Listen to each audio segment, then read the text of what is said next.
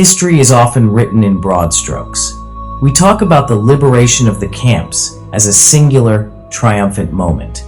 We imagine a tank crashing through a gate, a soldier hugging a survivor, and the nightmare ending. But the truth is far more clinical, far more logistical, and infinitely more tragic. When the Red Army began its Great Patriotic War counteroffensive in 1944, they weren't looking for camps. They were looking for Berlin. What they found in the forests of the Baltics and the fields of Ukraine was a secret the world wasn't ready to believe. And for the soldiers on the front line, finding a lager didn't mean the mission was over. It meant a horrific choice had to be made. By 1944, the Soviet military machine was a juggernaut. They practiced what historians call deep battle, a relentless, high-speed advance designed to paralyze the German Wehrmacht. At the tip of this spear were the shock armies. These men were the first wave. Their orders were absolute: do not stop for anything. Narrator, imagine being a 19-year-old Soviet soldier. You've spent 3 years seeing your own villages burned. You break through a German line and suddenly, you see a barbed wire fence. You see walking skeletons. Every human instinct tells you to stop, to share your bread, to help.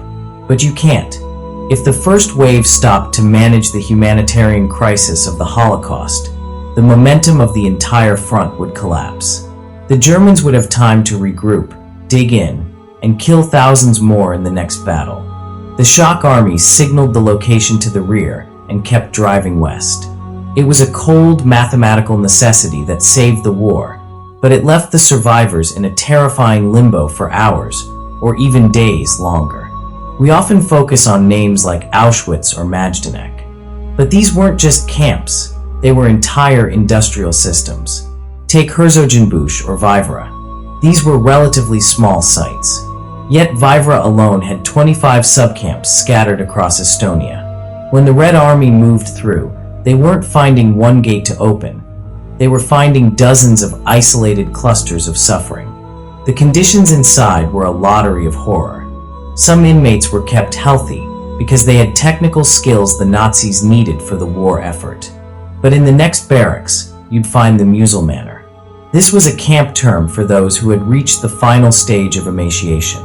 They had lost the will to speak, to eat, or even to look up. Their skin was like parchment. Their muscles had been digested by their own bodies. For the liberating second wave troops, walking into these barracks was like walking into a morgue where the bodies were still breathing.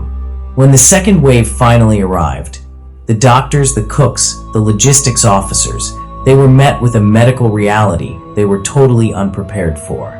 It is a tragic irony of history that sometimes the liberators accidentally killed the people they were trying to save. A soldier, moved to tears, hands a starving woman a tin of meat or a thick piece of black bread. To a healthy person, it's a meal. To someone who has been starved for months, it is a death sentence. This is called refeeding syndrome. The sudden spike in insulin and electrolytes causes a massive shift in fluids that the heart and kidneys simply cannot handle. Thousands of survivors died in the arms of their liberators because the science of starvation was not yet understood. It wasn't just the Soviets. When the British reached Bergen-Belsen, they found 60,000 people dying of typhus. The British force was tiny, a few hundred men against a plague. They had to use bulldozers to bury the dead just to stop the spread of disease.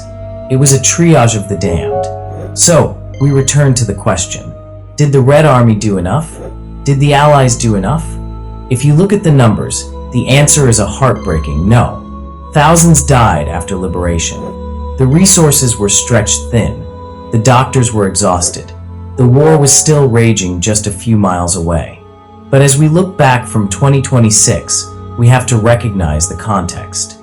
No army in human history had ever been trained to be a humanitarian relief organization in the middle of a total war. The Red Army did the best they could with the tools they had.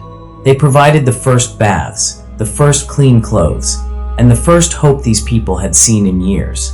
They didn't just find camps.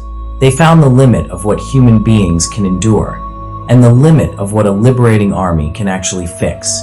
They saved who they could, and they bore the psychological scars of what they saw for the rest of their lives.